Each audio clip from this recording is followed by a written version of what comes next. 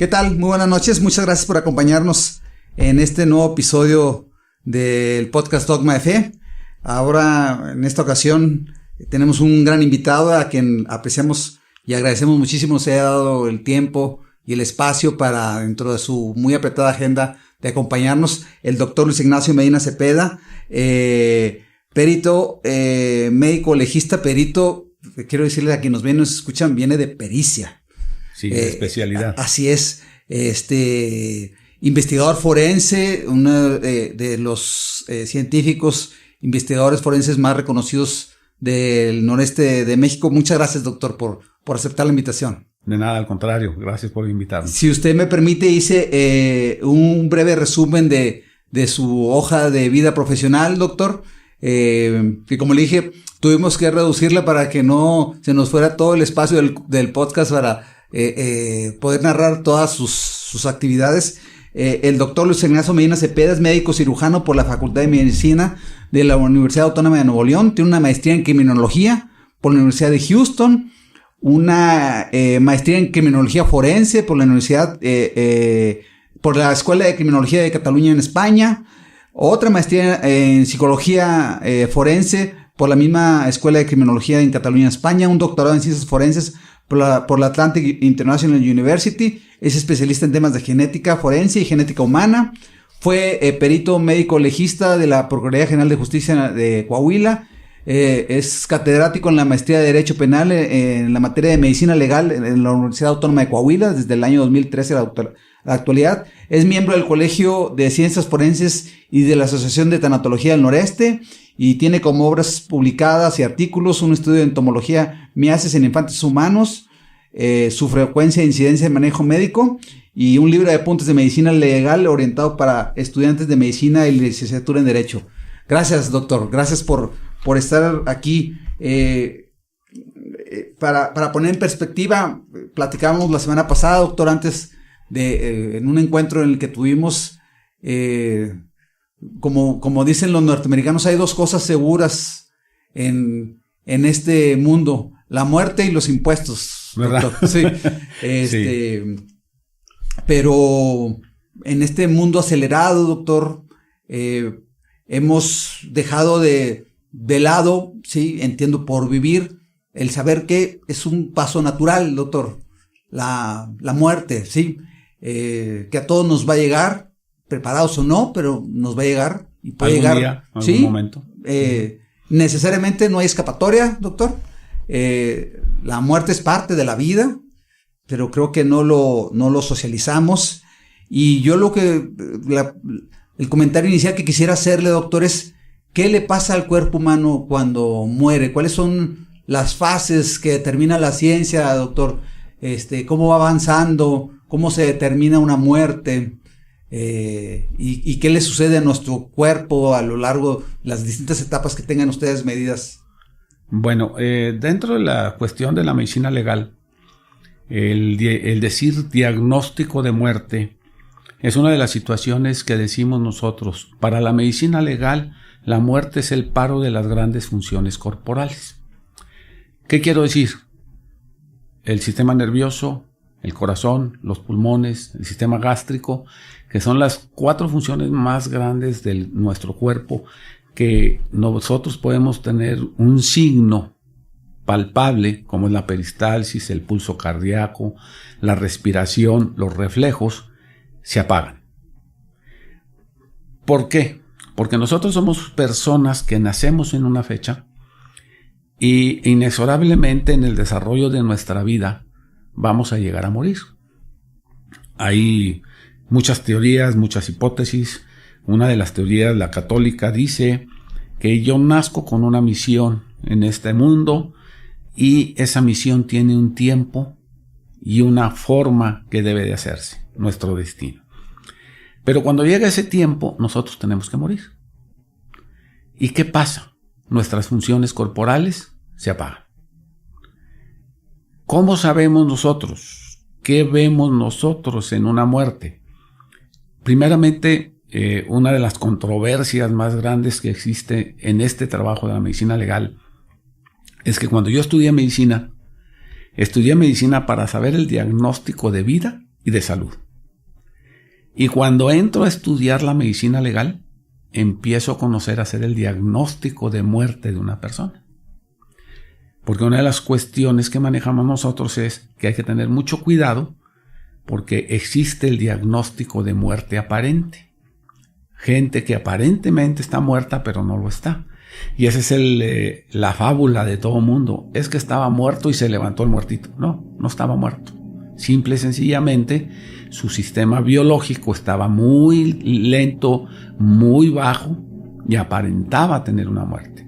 Un caso muy frecuente que hay que tener mucho cuidado es los diabéticos.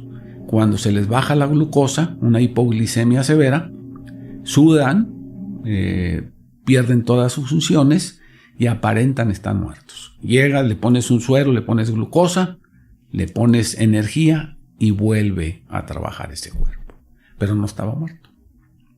Entonces, uno de los diagnósticos más difíciles que existen es precisamente hacer el diagnóstico de muerte. Dentro de la cuestión médico-legal, nosotros manejamos la tanatología forense. Thanatos, muerte, logos, tratado. En donde nosotros le damos dos situaciones muy especiales.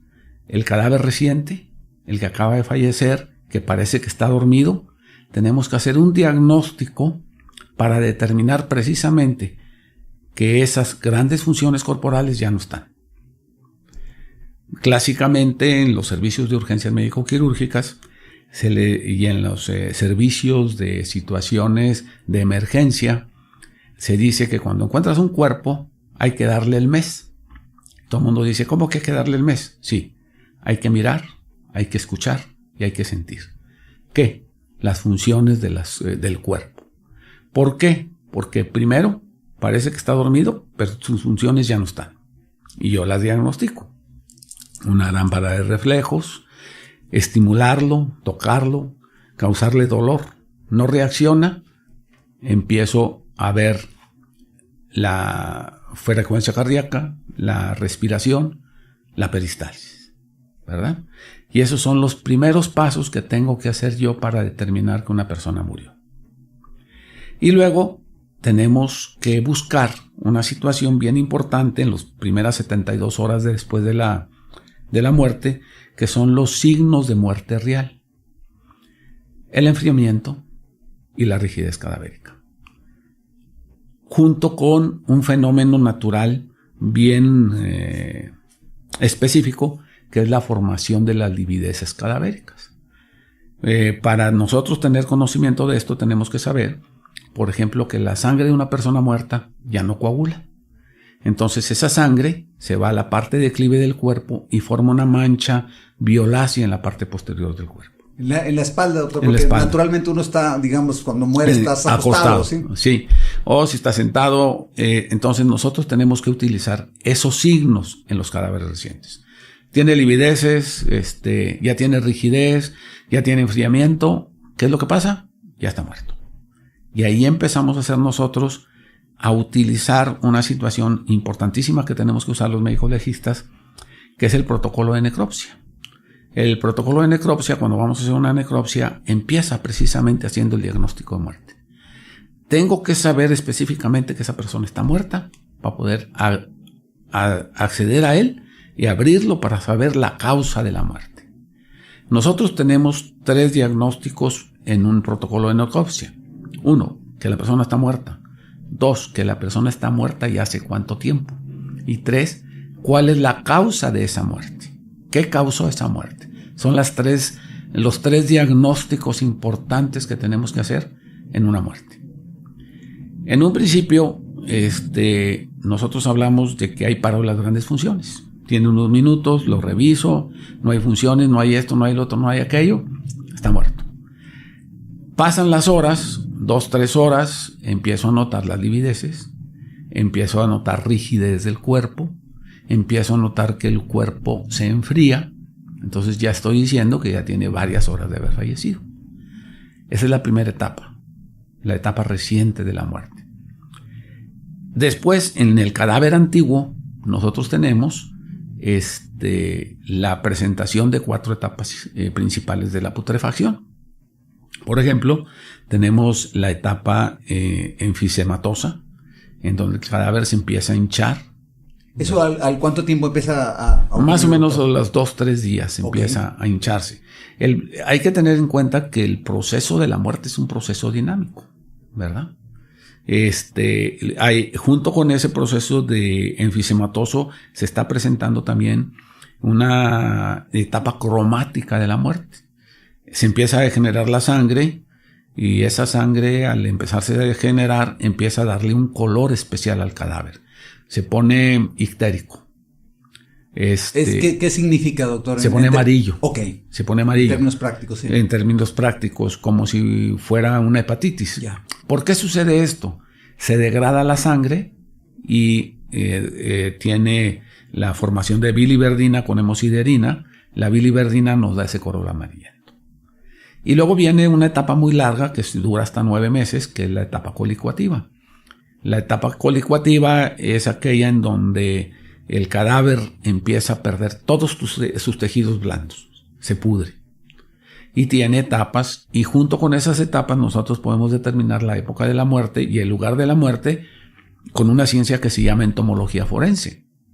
Los parásitos, los gusanos, las moscas, los animalitos, los insectos que se comen el cadáver. Y la última etapa es la reducción esquelética. Cuando nosotros ya tenemos un cadáver en reducción esquelética, ¿qué tenemos que utilizar? La antropología forense. Ver hace cuánto tiempo está ahí y hacerle estudios a esos restos óseos para saber la etapa de la muerte. Y de esa forma nosotros vamos viendo qué es lo que pasa con nuestro cadáver. Doctor, me parece muy interesante la determinación que hacen ustedes de las distintas etapas y periodos en las que una persona ya murió. Me parece muy responsable asegurarse de los pasos para saber que efectivamente murió. También hay cosas que seguramente si fue una muerte por un accidente o un crimen, doctor, pues es evidente, pero en términos, asumo que de ciencia forense, ustedes tienen que agotar el procedimiento. ¿En qué situaciones, doctor, ustedes determinan que es una muerte natural y que digamos que se entrega a los familiares a través de las funerarias, que son los que tramitan esos, y en otros, ¿cuándo se determina que necesita hacerse una necropsia para determinar la causa de muerte, doctor? Bueno, cuando es una muerte natural, la persona es muy anciana y deja de funcionar su cuerpo por sí solo. Aquellos casos clásicos que la abuelita va y se duerme. Se quedó dormida. Y se quedó dormida. La muerte de los buenos, le dicen. No, y se quedó dormida. La otra es que está enferma y esa enfermedad crónicamente la va llevando hasta el momento de su fallecimiento. Entonces nosotros manejamos los signos. ¿Qué son los signos? Las cosas que nosotros podemos ver en ese cuerpo. Si nosotros revisamos un cuerpo de una persona que nos manda a llamar a un domicilio particular, oye, se murió mi mamá. Vamos, nos constituimos en ese lugar, revisamos el cuerpo, oye, no tiene huellas de lesión, esto, lo otro, aquello, y la familia me muestra un antecedente histórico, que es la historia clínica, en donde ha tenido tratamiento por un cáncer, por una diabetes, por un derrame cerebral, por lo que tú quieras. Muchas causas son las causas de la muerte, y los signos que yo veo en ese cadáver me dicen que esas enfermedades o esas situaciones me llevaron a la muerte. No hay ningún problema. Es un caso no legal. Ya.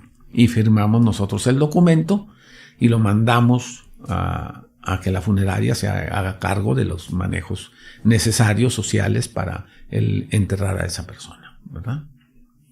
En cambio, llegamos a un lugar en donde hay la probable comisión de un delito. Entonces tenemos que hacer el diagnóstico de la muerte y una cuestión que se llama levantamiento del cadáver. Levantamos el cadáver con todos los datos físicos para saber probablemente qué fue lo que causó la muerte de esa persona.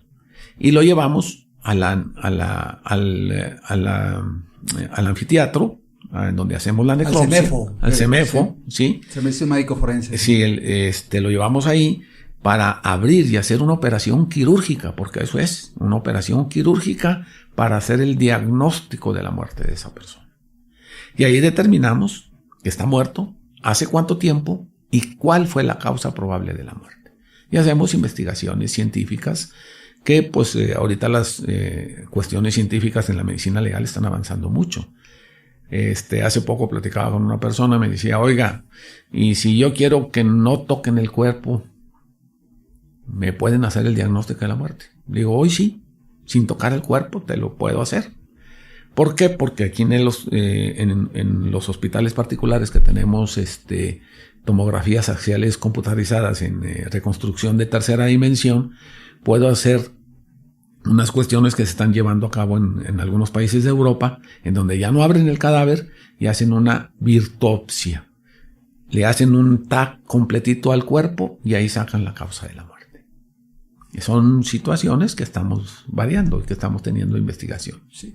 Porque luego, en la década anterior y esta se pusieron muy de moda estos programas, doctor, de los CSI. Sí. Y estaban con una tecnología que no creo que ni siquiera exista todavía, mostrándola.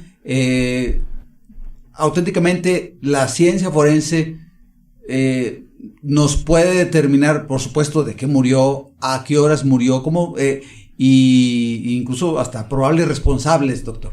Sí, por eso son las investigaciones. Nosotros hacemos el protocolo de necropsia desde el levantamiento del cadáver hasta que lo entregamos el cadáver cuando ya tenemos un diagnóstico. Una de las situaciones es de que, por ejemplo, desafortunadamente en nuestro país, México, no da el aporte suficiente económico para ese tipo de investigaciones.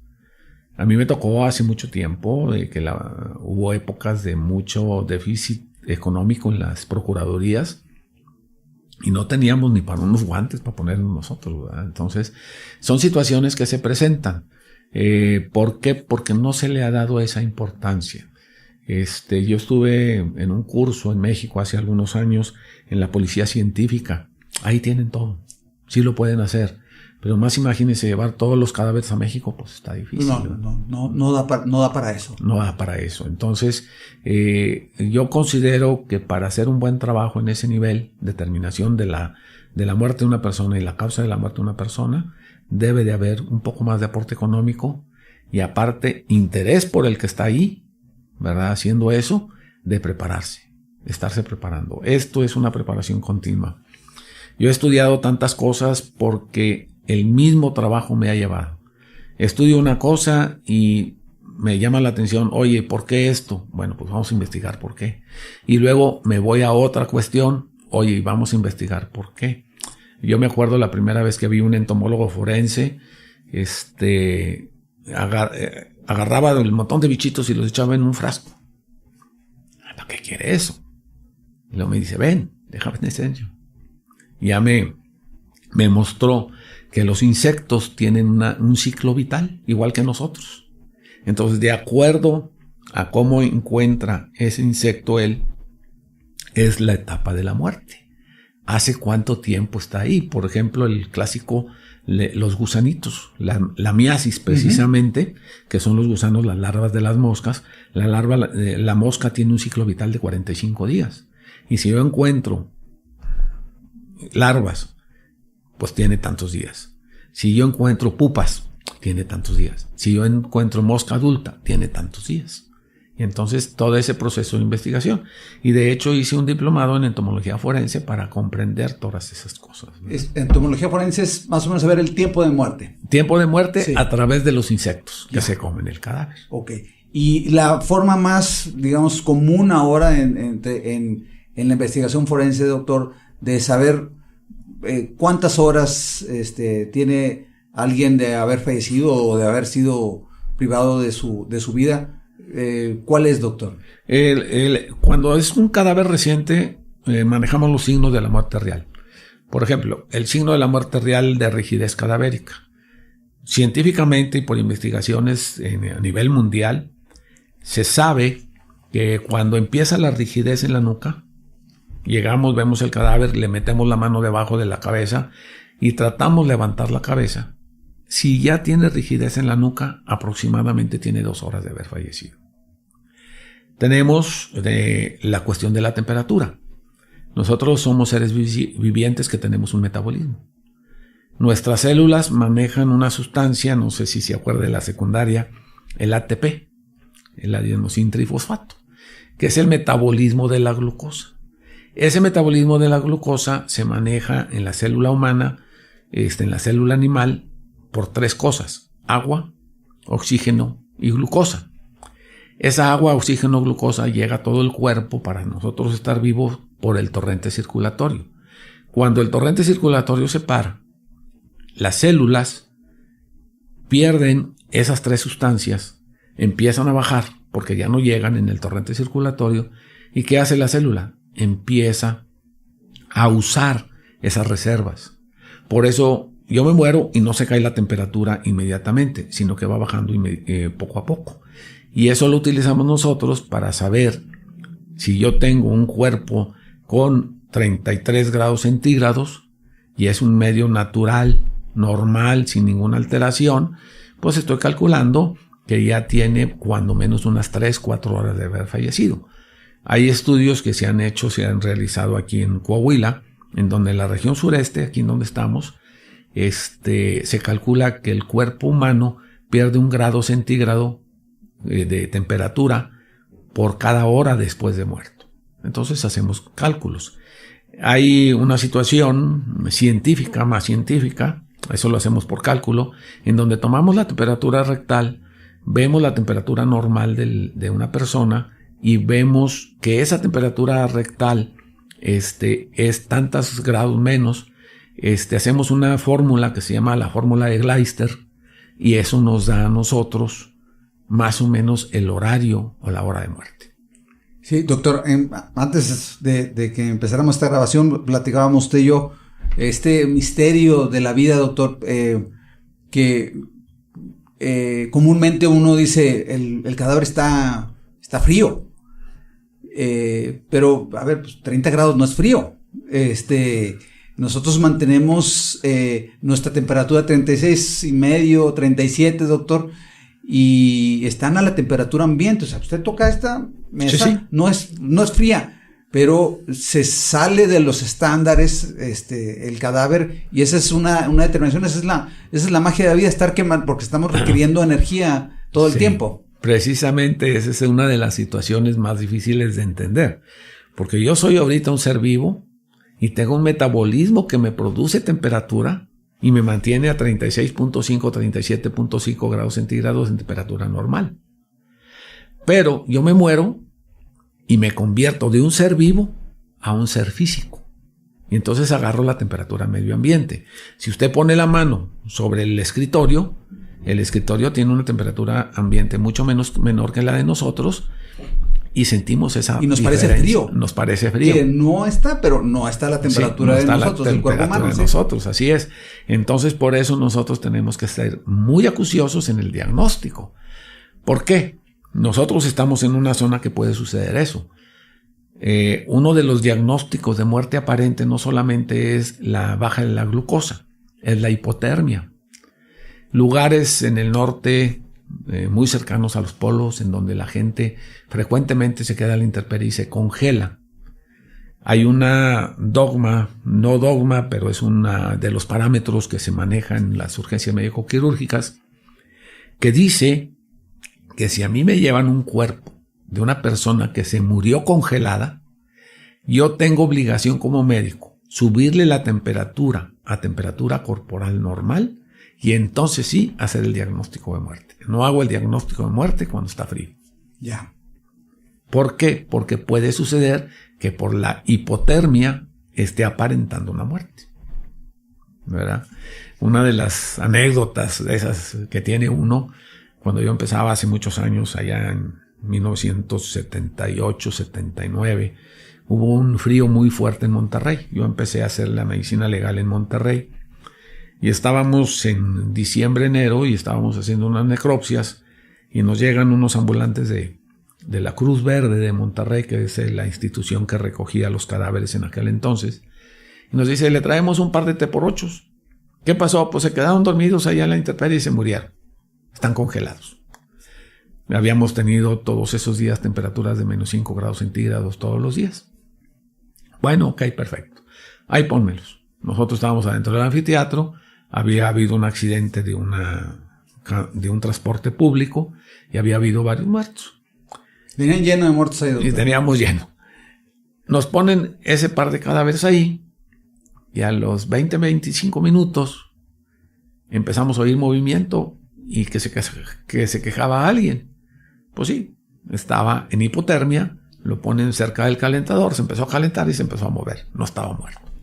Sí, yo tengo la responsabilidad por el interés de quienes nos ven y nos escuchan, doctor, los muertos no se levantan, doctor. No, nomás los que estaban vivos. Nada más los que están realmente vivos, porque luego ya sabe, y las redes ayudan mucho, las redes sociales ayudan mucho a estos. Se levantó, de la plancha, le estaban haciendo la autopsia y se levantó, usted corrígeme, doctor, pero creo que es absolutamente imposible. Imposible una persona muerta se levante. Esa persona no estaba muerta. Estaba en un estado que le llamamos nosotros muerte aparente. Okay. Aparentaba estar muerto. Y es difícil el diagnóstico porque, como dije anteriormente, a mí me enseñan a diagnosticar vida. No me enseñan a diagnosticar muerte. Yo tuve que hacer un cambio en mi conocimiento para poder aprender en forma adecuada a diagnosticar muerte. Esa es la situación. Entonces, cuando ya aprendes, hay veces que digo yo, ¿sabes qué? Ese ya se murió.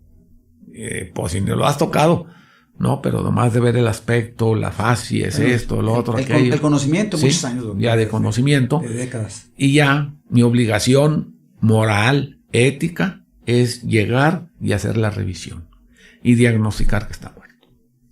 Doctor,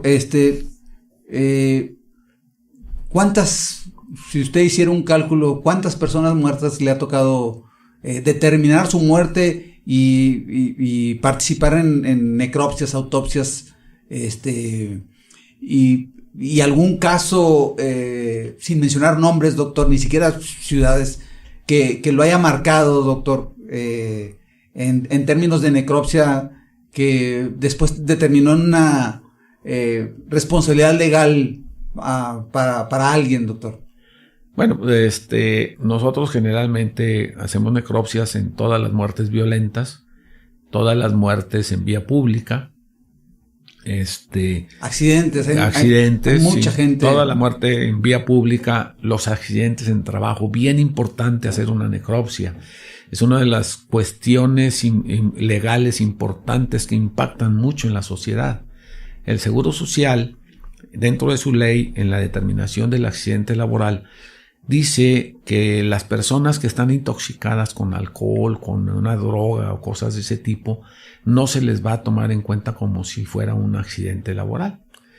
Entonces, una de las cosas que es costumbre es que se muere una persona dentro de una empresa, en un accidente laboral, y lo primero que hacen el jefe de la empresa, el personal de recursos humanos de la empresa, ir y hablar a la Procuraduría a que dispensemos esa necropsia. Legalmente sí se puede y se hace muchas veces. El problema es que no nos damos cuenta que estamos perjudicando a la viuda y a los hijos de esa persona que falleció. Porque el Seguro Social amerita en la necropsia... Requiere para la pensión, digamos. Para la pensión, que diga que no estaba intoxicado. Si no le puedo comprobar eso, pues simple y sencillamente el Seguro Social dice no te doy la pensión. Y entonces perjudicamos. Ya. Y esas cosas nos marcan mucho, ¿verdad? ¿Y cuántas autopsias, doctor? ¿Cuántas autopsias? ¿Ha participado? Pues... Perdió el número, doctor. Hace mucho me preguntaron eso y hicimos un cálculo del número de necropsias que hacíamos. Y es muy variable, pero yo calculo que más o menos he hecho un promedio de 3.500, 4.000 necropsias en los 40 años que tengo. Muchísimas. Muchísimas, sí. Doctor. ¿Y causas de muerte? De todo tipo. Sí. De todo tipo. Las que más nos impresionan y lo que me pega a mí, que me causó problema, Le voy a contar un secreto. Yo soy un pediatra frustrado. Ya. Yo hubiera querido ser pediatra. Yo quería ser pediatra, pero por cuestiones semánticas de los exámenes de ingreso y que se sucedieron un montón de cosas en esa época, cuestiones económicas y todas esas cosas, no pude hacer la especialidad. Conozco a mi esposa, y ella me dice, oye, ¿sabes de cuestiones médico-legales porque hiciste tu servicio ahí trabajaste para terminar tu carrera? Pues métete en las cuestiones médico-legales. ¿Sabes de urgencias médico-quirúrgicas? Métete en las urgencias médico-quirúrgicas. Y por eso agarré la especialidad, ¿verdad?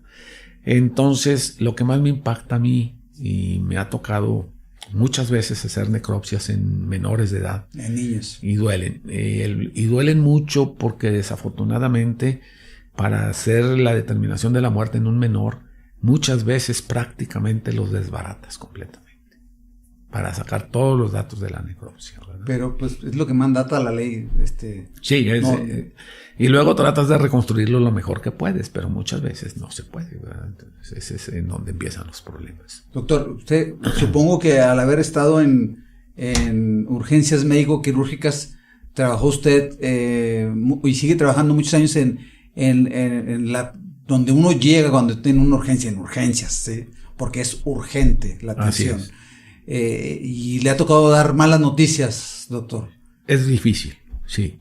Sí, te llega una persona, me acuerdo de una jovencita que hace muchos años me llega al servicio de urgencias porque esta jovencita cumplió 15 años y se la llevaron a un rancho y le compraron una cuatrimoto y andaban en la cuatrimoto. Sucede un accidente y se voltean en la cuatrimoto y la cuatrimoto le pasa por encima. La mató. Y le causa ruptura de hígado y de vaso y de uno de los riñones. La recogen, llega viva al hospital y hacemos todos nosotros para restituir el shock hipovolémico, esto, lo otro, aquello. Llega el cirujano, afortunadamente llegó rápido y de rato hay que salir y decirle, oiga, ¿sabe qué? A la familia. La jovencita falleció. Sí. Es duro, es difícil, pero pues hay que hacerlo, ¿verdad? Es una de las partes.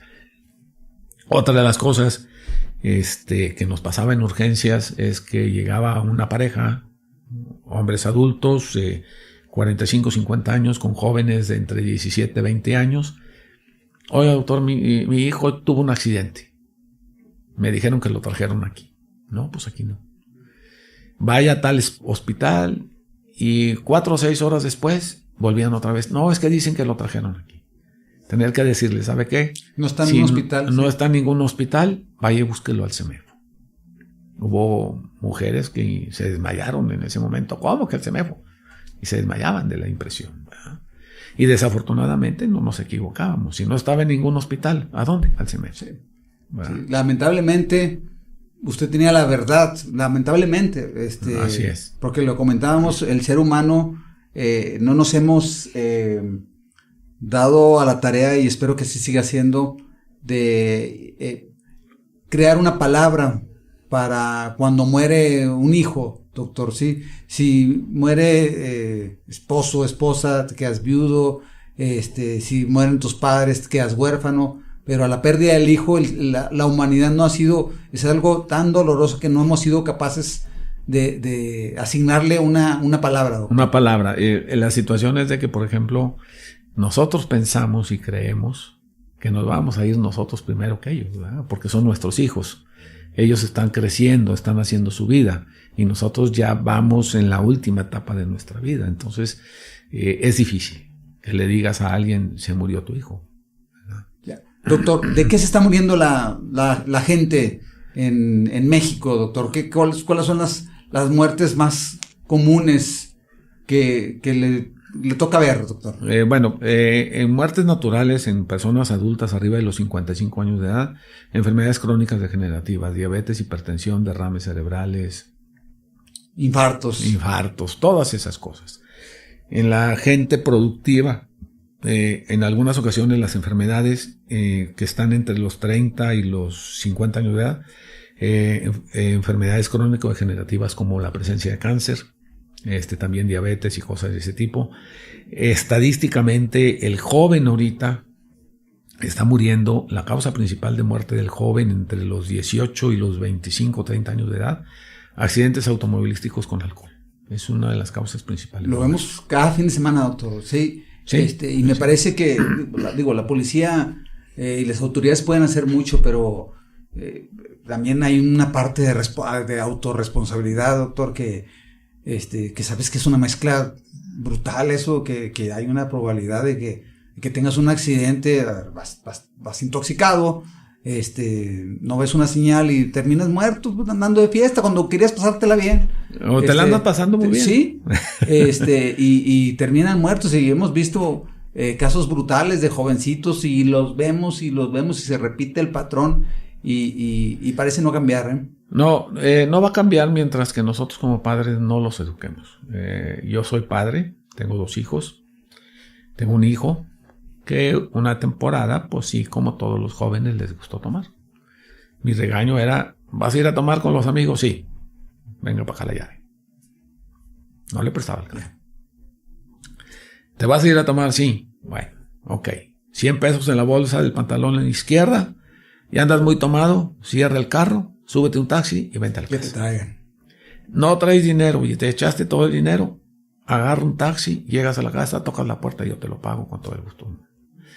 No es implícitamente de que no te va a suceder un accidente, pero la probabilidad es mucho menor. Va reduciendo las posibilidades. Se reduce las posibilidades. Sí.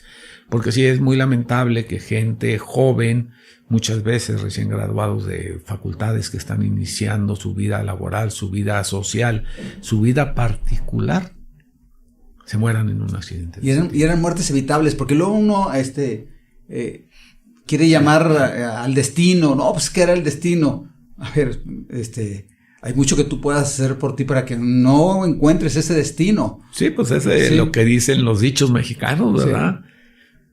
El que le toca, aunque se quite, y al que no le toca, aunque se ponga. Y aunque no le toca, aunque se ponga. ¿Y qué tal si no me pongo, sí, verdad? Entonces, es un dicho mexicano que dice, bueno, pues si no me va a tocar y no me pongo, pues qué padre. Pero si me va a tocar y me pongo, pues ya le estoy buscando, ¿verdad? Y hay accidentes muy lamentables, muy lamentables. Hace algunos años, unas personas jóvenes recién graduadas de la universidad, como si estuvieran previendo, ¿verdad? Ese accidente fatal. Toman una fotografía en donde están todos tomando y le toman una foto en donde está la mesa con todas las bebidas. Y dice el joven en el WhatsApp, dice, la última antes de morir. Y salen de ahí y fueron y se mataron en un accidente de automóvil. Fueron mis alumnos y digo yo, chihuahua, hombre, ¿cómo es posible que suceda eso? Y luego llegan los padres, doctor, y me supongo que ¿sí? Diseñaron un procedimiento, doctor, digamos dentro de la ciencia y la psicología para informar a los padres, doctor. Es difícil, pero ya se está manejando, hay gente ya especialista. A mí me tocó la fortuna de ser invitado hace algunos años a hacer lo que se llama la tanatología en psicología, en donde se prepara a las personas y se les da tratamiento psicológico después de la muerte. ¿Verdad? Ya ahí se prepara y se ve y se dan los alicientes para que se maneje el duelo de la persona después de la gran pérdida. Y entonces ayuda muchísimo, pero muchas veces no al 100%. Ya. Doctor, en su experiencia, gracias a la investigación forense, han determinado después los jueces un culpable de una muerte que quiso ocultarse, que quiso hacer parecer como muerte natural. ¿Tiene anécdotas al respecto, doctor? Otra vez, sin mencionar ciudades ni características. Sí. Bueno, muchas veces una de las cuestiones que tenemos por naturaleza como personas humanas es de que yo hago un delito y quiero ocultarlo, no quiero que me castiguen por ese delito. Y ese delito puede ser por muchas cuestiones. Anteriormente en la Procuraduría aquí en el estado de Coahuila en la cuestión de los juicios tenían la causa de muerte preterintencional. O sea, causabas una muerte sin tener deseos de causar la muerte. Nos tocó un caso, unos amigos, compadres, están tomando esto, lo otro, aquello, se empiezan a pelear, empiezan a discutir, y uno de ellos ya está muy tomado, y el otro, por déjame de molestar, le da un golpe en la cara. Y este cae y se desnuca y fallece. ¿Le pegó? Sí, sí le pegó. ¿Lo mató? Sí, sí lo mató. Pero la intencionalidad de matarlo era, no era. Muerte preterintencional. ¿Verdad? Otros casos en donde hay agresiones físicas, uno de ellos lo recuerdo muy bien, un pleito en una cantina, se pelean y de repente un arma de fuego, ¡pum!, balazo. Se muere la persona, se detiene al presunto y dice, no, es que yo disparé porque me estaban pateando en el piso, agarré la pistola y disparé de abajo hacia arriba. Cuando nosotros hacemos la necropsia, el disparo era un disparo directo. Vamos a quemarropa. Sí. La trayectoria, que es lo que ustedes determinan. La trayectoria, el trayecto del proyectil nos decía que no era posible esa situación. Yeah. Entonces, cuando hicimos toda la investigación y toda la investigación forense, por qué sí, por qué no, la posición víctima-victimario, que es la victimología, determinamos que no era posible que lo hubiera matado de esa forma. Y entonces se le determinó o se le dio la condena por homicidio, ¿verdad? No por indefensa. Ya. Doctor, sin entrar en Honduras, como luego dicen, toda la época fuerte del crimen organizado, doctor, que por fortuna en estas regiones ha disminuido. Sí, debió haber sido brutal, doctor, ¿sí? Muy difícil, muy difícil. Y hasta de seguridad para ustedes como médicos forenses, doctor. Pues no tanto de seguridad, porque se ha manejado una cuestión muy importante a nivel del gremio médico que nos dedicamos a esto. Se ha manejado y que deberemos ser muy honestos. Y en base a situaciones de que si yo no soy honesto, te voy a perjudicar, entonces vas a tener odio por mí. Tanto el culpable como la víctima. Si yo perjudico a la víctima, la familia dice, él perjudicó, entonces yo te tengo odio. Si yo perjudico al delincuente, él perjudicó, entonces yo te tengo odio. A mí me pasó una vez hace muchísimos años en un juicio. Estábamos determinando la cuestión de la muerte y teníamos ahí al culpable y hubo una junta de peritos y esto y lo otro aquello y discutimos durante 6 horas. ¿Por qué sí, por qué no? Cuando se acaba, pues termina la cuestión en el hecho de que lo condenan a él por el homicidio de esta persona. Y cuando se acaba, se me acerca el reo y me dice, doctor, usted tiene la razón, así lo maté. Miren. Y ya.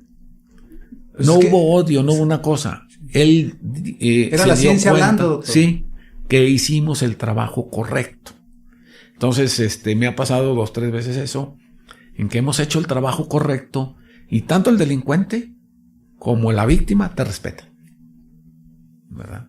Sí existen y van a existir siempre cierto tipo de amenazas enmascaradas, pero pues, es cuestión del trabajo. Es parte del trabajo. Es parte del trabajo. Y mencionaba el tema de las muertes violentas en épocas aciagas que por fortuna han quedado atrás en esta región de Saltillo y Coahuila, o por lo menos no están tan latentes como los vemos en otras partes del país, que llegaron a haber ejecuciones tremendas y hablaban de semefos desbordados, y los médicos forenses atareadísimos sin poderse dar abasto. Así es, había demasiadas muertes.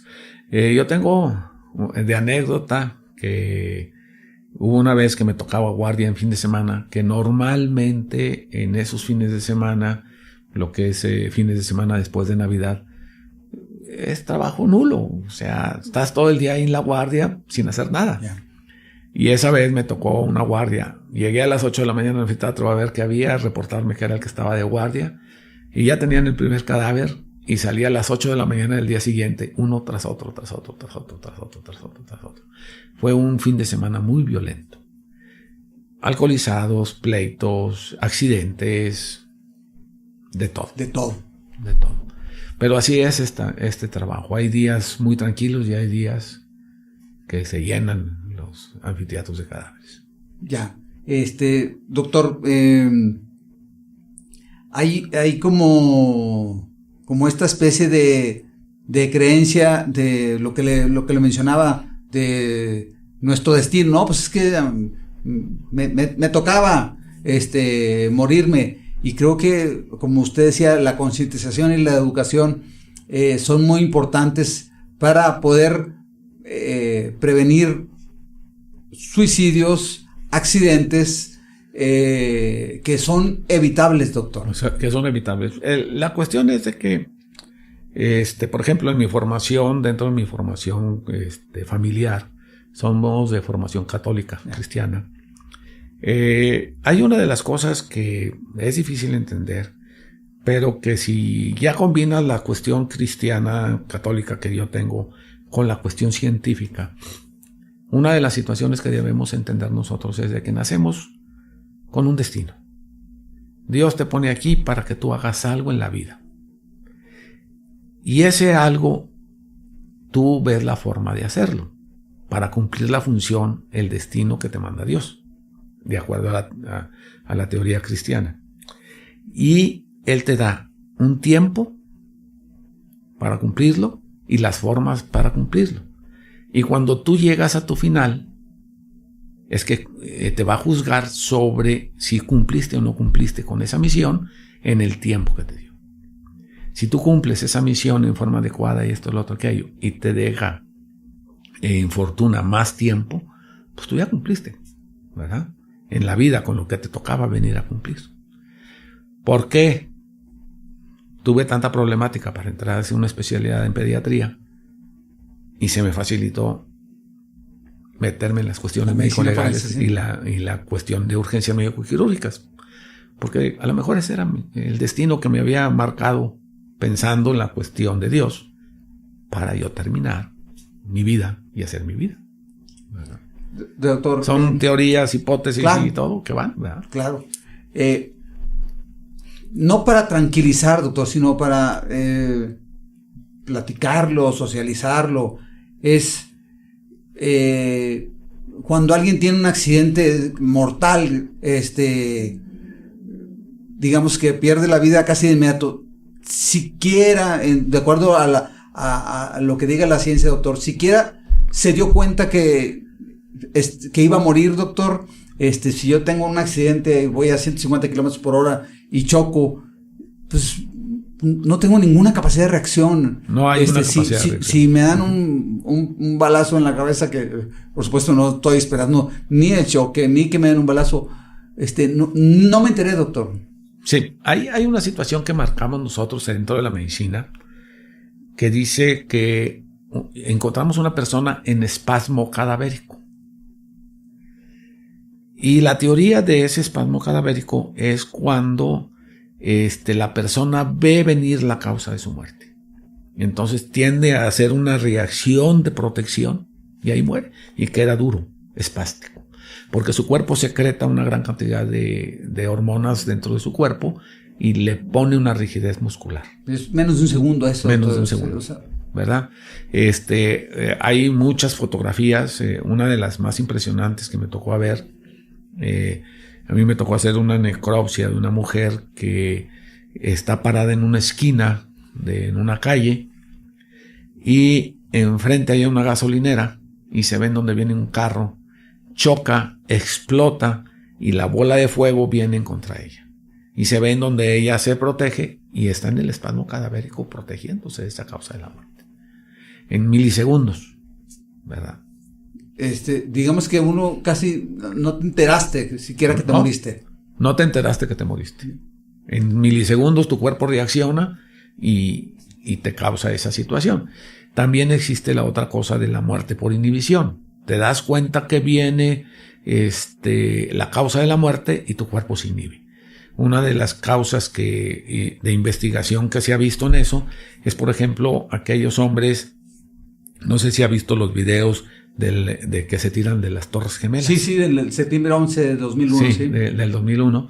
Se ve que se tira el hombre y se ve que va volando en una forma medio controlada y de repente el cuerpo pierde el control.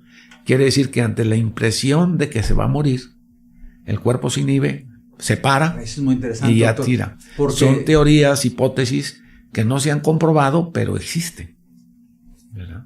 Pero creo que lo que menciona usted, sí, venían los cuerpos cayendo, pues, estaban saltando del incendio. Así es. De las Torres Gemelas, allá en el 2001, ya hace 21 años. Y sí, como usted menciona, venían cayendo en determinada posición, después perdieron la noción. Así es. Y empiezan a caer en forma incoordinada. ¿Por qué? Porque en ese momento que se pierde la noción del tiempo, cómo van cayendo, se dice que en ese momento murieron. Entonces ya el cuerpo no tiene control sobre la caída. Es una de las teorías que hay, una de las hipótesis que hay sobre eso. Y le llaman muerte por inhibición, que el organismo se inhibe. ¿En qué otras situaciones se ha mencionado la muerte por inhibición, doctor? Impresiones muy fuertes. Gente que está en alguna situación y presenta o presencia alguna situación importante en la vida, no solamente de ella, sino de la comunidad, y su cuerpo se inhibe, se para, ¿verdad? Principalmente ese tipo de cosas. Hay gente que le han dado, por ejemplo, diagnósticos de enfermedades graves y nada más por escuchar el diagnóstico se muere. Y no se dieron cuenta ni siquiera que se murieron, doctor. No, ahí se inhibieron. Los infartos la muerte súbita de infarto. Sí, es algo similar, parecido, sí. Similar. La muerte súbita por el infarto es una muerte que muchas veces dices tú, bueno, ¿no le daría un signo, un síntoma antes de presentarse ese infarto? Muchas veces no. Es inmediato, doctor. En ese momento. Supongo que ni siquiera estás viendo que te caíste, que te desvaneciste. El consuegro de un buen amigo falleció de esa forma. Entonces el hijo, cuando fuimos al sepelio, me decía, bueno, ¿y qué pasó? Y dije, ¿qué fue lo que viste? Ya me explicó él que el señor se estaba bañando, esto, lo otro, aquello, y dice que nomás de repente oyeron el golpe y que vieron eso. Un buen amigo de muchos años, lo veo yo a las 4 de la tarde, el día de Navidad, el día 24. ¿Cómo estás? Esto, lo otro, aquello. Bien. ¿Dónde te lo vas a pasar? Aquí en la casa. Vienen todos mis hijos y mis nietos. Ah, qué bueno, felicidades y gusto saludarte, esto, lo otro, aquello. Se va a su casa y la señora nos dice que dijo, oye, me siento cansado, me voy a dormir un ratito y van a estar los nietos para aguantar toda la fiesta de la Navidad en la noche. Me voy a dormir un ratito. Y ahí. Se quedó dormido. ¿Por qué suceden esas cosas? El cuerpo se inhibe, se para y ya. Y infartos, doctor, es lo que comentábamos, es de las muertes más comunes. Es una de las muertes más comunes que tenemos. Y sobre todo con nuestro tipo de vida, doctor. El estrés. Y luego comemos puras cosas chatarras. Nos causa una arteriosclerosis y esto y lo otro que hay. Y mucha gente, tienes diabetes. Ah, qué bueno. Y no se cuida y sí. Todo eso va conjuntando que nuestro cuerpo empiece a tener defectos de la función y de repente cobra su factura. Bueno. Ya. Doctor, pues creo que ha sido muy aleccionador y hemos aprendido muchísimo quienes ven y oyen este espacio, doctor. Entender que la muerte es parte de... Es parte de la vida. De la vida que va a llegar. No sé si vale la pena o no prepararse, doctor. Sí vale la pena. Ya. No por nosotros, no por la muerte de nosotros, por la muerte de los que están alrededor de nosotros. Porque cuánto duele que se muera un padre, cuánto duele que se muera la madre, cuánto duele que se muera el abuelo que me cuidó toda mi infancia, cuánto duele que se muera mi hermano, mi amigo. Entonces debemos estar conscientes y tener una conciencia cívica y social y moral de que todos los que nacemos un día vamos a morir. Uno de los aforismas que les mencionaba hace rato es que todos nacemos con una misión en esta tierra. Y una vez me preguntaba una señora y me decía, oiga doctor, batallé para tener un embarazo. Ya tuve el embarazo, tuve problemas con el embarazo, tuve problemas en el parto y nace mi hijo. Y mi hijo se muere 5 días después de su nacimiento, sin tener una causa aparente. ¿Qué pasó? Le digo, el niño, hablando tanatológicamente, el niño tenía la misión de hacerte madre. Nada más. Llegó, la cumplió y ahí nos vemos. Sí, hay muchos misterios, doctor. Muchos misterios. Que la ciencia no ha logrado explicarlos. No sé si lo va a lograr explicar algún día respecto a la muerte y las creencias personales de la gente que quisieran pensar en un más allá y pues es respetable, que hay vida después de la muerte. Es de acuerdo a tu formación religiosa. Por supuesto. Yo tengo una locura ahí que en mi testamento que le he dicho a Sandra, mi esposa, yo no quiero que me vayan a cremar, le digo, y me dice, ¿por qué? Le digo, porque yo no sé si me va a doler. Y entonces la respuesta de la ciencia sería, pues estás muerto, no te va a doler. Está bien, pero quizás en otra dimensión de espacio-tiempo, y parecería que lo que estoy diciendo es una tontería, y sí lo es, doctor. Te voy a decir que sí. No, porque hubo alguien que te metió ese gusanito en la cabeza. ¿Sí? ¿Viste la película de los muertos vivientes? Ajá, sí. En una de las películas, de las primeras, si no mal tengo recuerdo, la primera película, hay una escena en donde agarran uno de esos muertos vivientes y lo meten a un anfiteatro. Y se acerca una persona que está viva y le dice, ¿me escuchas? Le dice, sí te escucho. Y le dice, ¿por qué se comen a la gente? Dice, no, nosotros no comemos gente, comemos el cerebro de la gente. ¿Por qué te lo comes? Para quitarme el dolor de estar muerto. Entonces eso nos lo metieron como una hipótesis en nuestra cabeza y hay gente que lo maneja. Sí. Piensa en ese tipo de cosas. Sí. Yo, en lo personal, doctor, y espero que así lo cumpla mi familia, yo prefiero que mi cuerpo se degrade y que toda la energía que consumí, doctor, se siga transformando se cumpla el ciclo. Se cumpla el ciclo. Como lo mencionaba, es un poco extraño decir, está frío cuando frío es 0 grados. Frío un cuerpo que tiene una temperatura de 30 grados, pues no es frío, pero cuando lo pusimos en nuestra psique, además de la investigación científica, la medicina forense que dice, sí, ya está muerto porque presenta un frío respecto a la temperatura normal de una persona del viva. Cuerpo, sí, pero yo prefiero que en el caso personal, y es una decisión personal, pues sí, atravesar por todo el proceso y que mi cuerpo se consuma en esa forma. En esa forma, porque lo que sí estoy yo seguro, doctor, y con esto termino agradeciéndole muchísimo que se haya dado este espacio, doctor. Es que pues sí, polvo somos y sí, necesariamente, ya sea a través de que seamos cremados o con el paso del tiempo, pues en polvo nos vamos a convertir. Sí. Es la base científica, ¿verdad? Aquellos aforismas físicos de que la energía no se crea ni se termina, sino solamente se transforma. en otras formas y cosas de ese tipo. Las teorías científicas dicen unas cosas, las teorías de las diferentes religiones dicen otras cosas. Una de las cuestiones, porque los antiguos egipcios embalsamaban a las personas, era por la creencia que tenían de que tenía que estar el cuerpo completo para poder pasar al más allá. Yeah. Si no, no podían. Entonces, son situaciones que dices tú, bueno, creencias religiosas.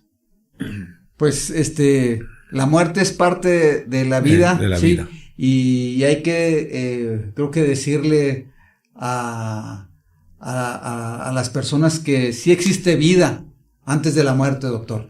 Sí. Y que pues hay que vivir, ¿sí?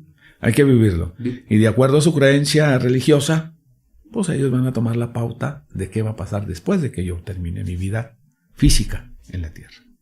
Pues le agradecemos mucho su atención, y a quienes nos ven y nos escuchan, los invitamos el próximo domingo a las 8 de la noche a un nuevo episodio de este podcast Dogma de Fe, y los invitamos a que se suscriban a las redes sociales de YouTube, Facebook, Instagram, Twitter y todas las redes en las que todos los domingos transmitimos estos episodios. Muchas gracias, doctor. De nada, al contrario, gracias a ustedes. Gracias. Gracias.